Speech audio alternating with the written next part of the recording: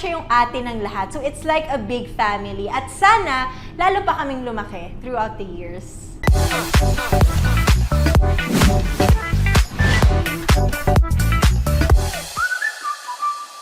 Yung TikTok Lock, this is technically my first hosting job.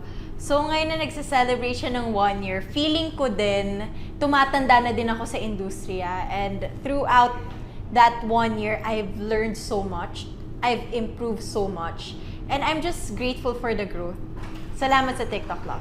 Lalong sumaya nung nakasama na namin si Faith and Kuya Jason. Iba din yung flavor na dinadagdag nila sa TikTok Lock. And I'm very happy kasi si Faith, naging close ko talaga siya. Si Kuya Jason, para ko talaga siyang malokong kuya. Si Kuya Kim naman yung seryoso. Tapos si Mamang, para siya yung ate ng lahat. So it's like a big family. At sana, lalo pa kaming lumaki throughout the years. Thanks for joining me mga kapuso. Patuloy makisaya sa TikTok Lock Monday to Friday 11:15 AM po yan sa GMA Network. And for more exclusive content visit gmanetwork.com.